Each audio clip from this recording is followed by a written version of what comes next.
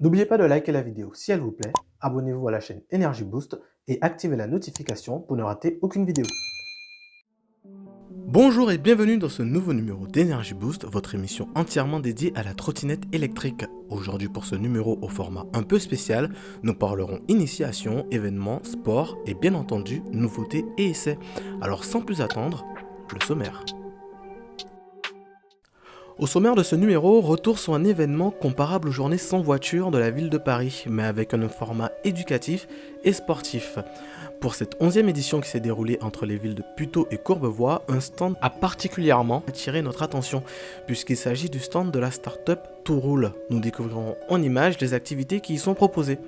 Dans l'actualité d'Energy Boost, sport et nouveautés dans ce numéro, et oui, la trottinette s'apprête à rentrer dans le monde convoité du sport international avec l'arrivée des e-Scooter Championships.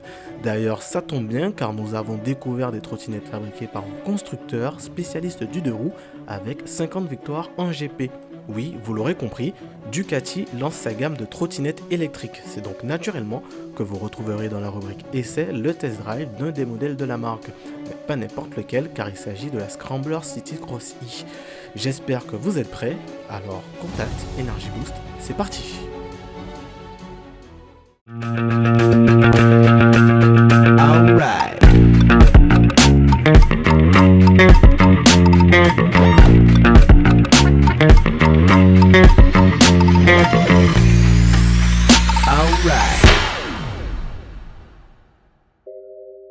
Le 20 septembre dernier se tenait entre les communes de Puteaux et d'Asnières-sur-Seine, en passant par Courbevoie, la 11e édition d'Équilibre.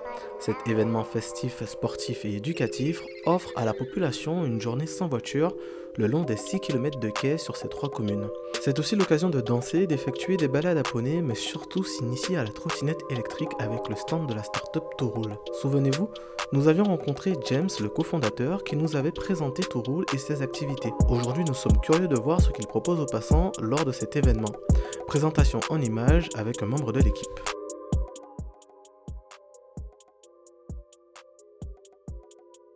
Bonjour à tous, bienvenue à l'expérience Tout Roule sur les quais libres de Puteaux 2020.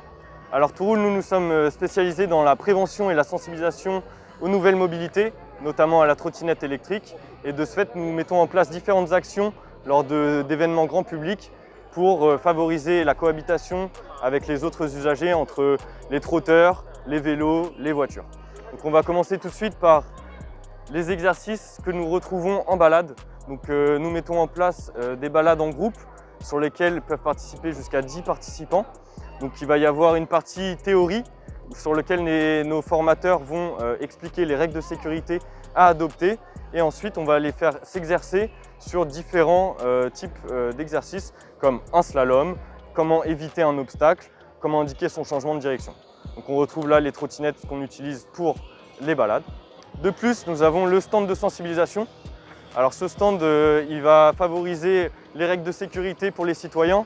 On va retrouver différentes activités dessus, comme un quiz autour de la mobilité, donc vraiment pour favoriser les connaissances au niveau de la mobilité des citoyens.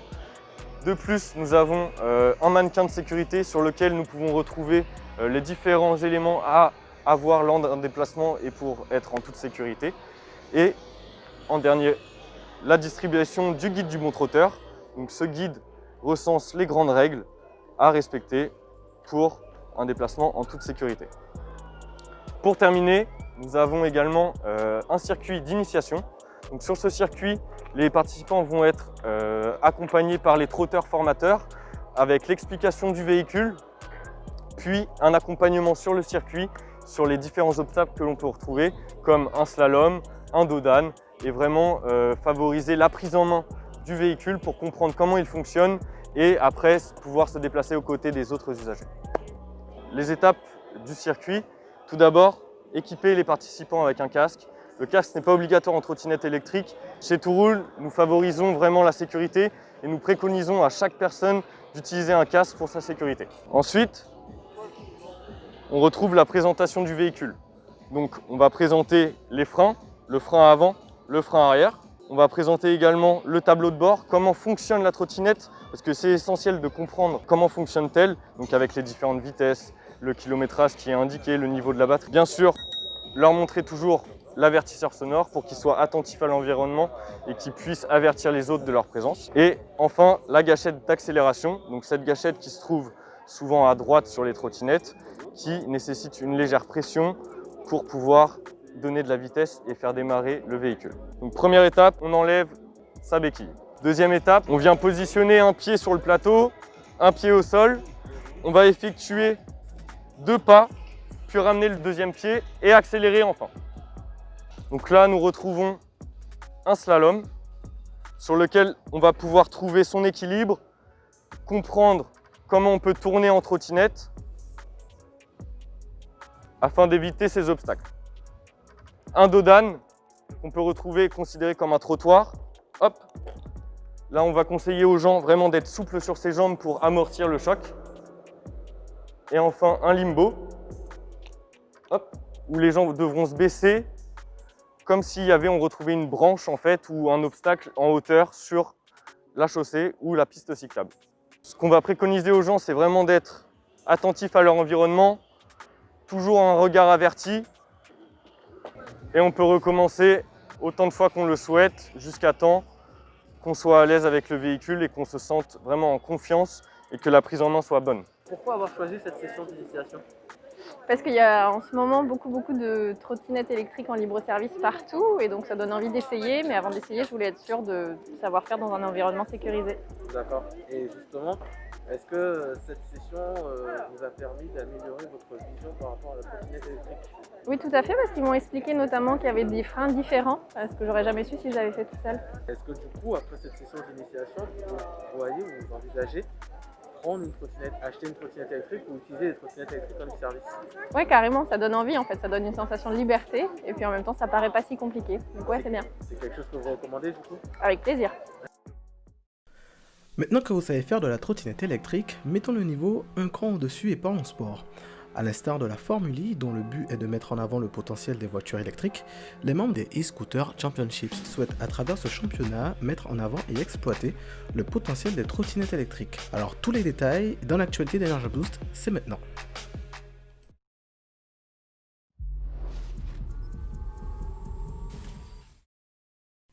Et non, il ne s'agit pas d'un film de science-fiction, mais bel et bien du teaser du championnat. Il faut dire ce qui est, ça en jette. Mais quel est l'intérêt ? Comme de nombreuses compétitions sportives de haut niveau, ce championnat sera dans un premier temps un terrain de jeu pour que les constructeurs puissent tester leur innovation dans des conditions extrêmes. C'est aussi un moyen de les pousser à développer des innovations qui pourront être adaptées en série et améliorer nos déplacements quotidiens. L'occasion pour les trotteurs les plus casse-cou de tenter leur chance. Serait-ce un signal pour que cela soit considéré comme un sport en France ? Nous vous avouons qu'au sein d'Energy Boost, nous réfléchissons à créer une fédération sportive.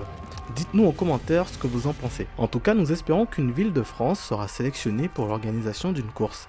C'est la possibilité pour une ville française de mettre en avant son implication au niveau de la transition écologique et du développement de la mobilité urbaine. Ce que je peux vous dire, c'est qu'avec ESC, la compétition est lancée et nous nous apprêtons sûrement à entrer dans une nouvelle ère du sport mécanique. Nouveauté, il ne s'agit pas d'un bolide, mais d'une trottinette électrique à usage quotidien. Alors, vous connaissez tous, ou pratiquement tous, la légendaire marque italienne Ducati pour ses motos Street Fighter, Superleggera et Scrambler. Aujourd'hui, la marque a pris un nouveau virage et se lance dans le marché de la micromobilité.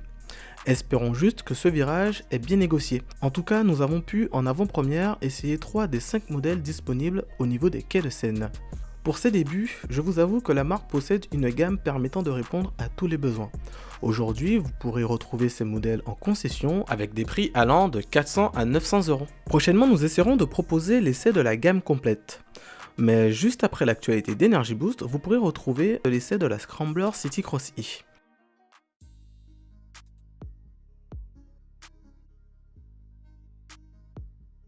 Aujourd'hui, je me tiens devant vous sur un lieu complètement historique.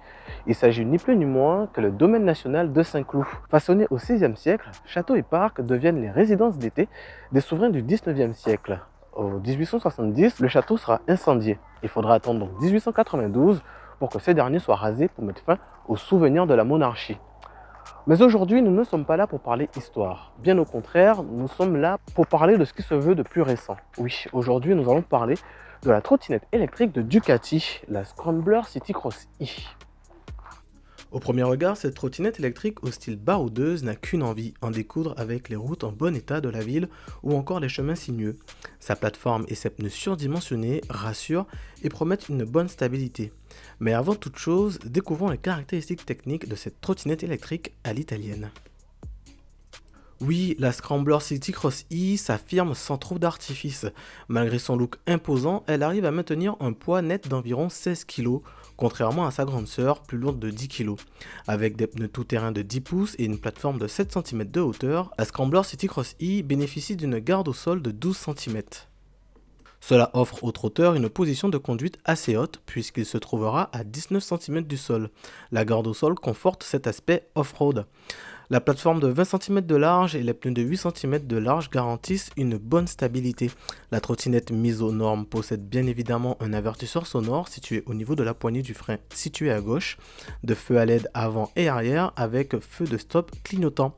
3 modes de conduite sont proposés sur ce modèle, un mode éco limitant la vitesse à 6 km/h, un mode standard pour une vitesse max de 20 km/h et enfin un mode sportif vous permettant d'atteindre les 25 km/h. La batterie de 36 volts 13 A offre selon le constructeur une autonomie de 40 à 45 km, mais à condition de rouler à une vitesse moyenne de 15 km/h.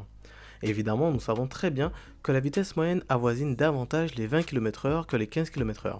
La plateforme en bois supporte un poids max de 120 kg. Niveau sécurité, l'engin est équipé de freins à disque à l'arrière et d'un frein électronique à l'avant. En termes de certification, la Scrambler City Cross E est certifiée IPX5. Cela signifie qu'elle est protégée contre les jets d'eau à faible pression. Dommage en tout cas qu'elle ne soit pas aux normes IP67, cela aurait permis de vraies balades en forêt. En parlant de balade, il est temps d'analyser le comportement sur la route, son confort, son niveau de sécurité, l'expérience de conduite en général. On prend son casque et hop, c'est parti. Sur la route, on ressent tout de suite les bénéfices de ces pneus et cette plateforme surdimensionnée. La trottinette est stable et offre un vrai confort sur des routes en bon état. La position des commandes permet au trotteur de passer d'un mode de conduite à un autre sans retirer ses mains du guidon. Le régulateur de vitesse avec un avertisseur sonore est très efficace.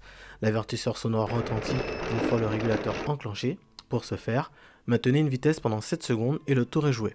Cependant, dès lors que l'on s'aventure sur des routes en mauvais état, à pavés ou sinueuses, le din n'est plus le même. L'absence d'amortisseur se fait fortement ressentir. Malgré les pneus surdimensionnés, on ressent les imperfections de la route. Nous avons mené notre essai et avons mesuré la distance de freinage. Après avoir maintenu une vitesse de 25 km/h et freiné de toutes nos forces, la distance de freinage enregistrée est supérieure à 10 mètres. Elle avoisine même les 13 mètres. Au final, la Scrambler City Cross E est une bonne trottinette pour un usage quotidien sur route en bon état. Malheureusement, nous regrettons une distance de freinage beaucoup trop grande. Les poignées à grippe peuvent pour certains être désagréables sur des routes sinueuses. Malheureusement aussi, nous n'avons pas eu le temps de faire le test de l'autonomie, mais compte tenu de ce qui a été dit par le fabricant, nous nous attendons à une autonomie réelle d'environ 35 km pour un individu de 70 kg. Avec un prix de 799 €, c'est une note de 13 sur 20 que nous attribuons à ce modèle. Même si nous avons apprécié de nombreux points, la distance de freinage et le manque de confort dégradent selon nous l'expérience utilisateur. Néanmoins, tout n'est pas à jeter. Bien au contraire, ce modèle possède un vrai potentiel. Pour une première version, ce n'est pas mal du tout. Hâte de voir la suite et les améliorations qui seront apportées. N'oublions pas non plus qu'il s'agit de Ducati, ce qui veut dire que la marque possède les moyens de fabriquer un modèle digne de l'image de la marque en termes de sportivité, confort et expérience utilisateur. Cela veut dire aussi que nous serons tous aux aguets. Avantages et inconvénients d'une marque prestigieuse. Mais on ne s'en fait pas et on attend. Voilà, ce numéro d'Energy Boost touche à sa fin, mais ne vous inquiétez pas, je reviens très bientôt pour un tout nouveau numéro.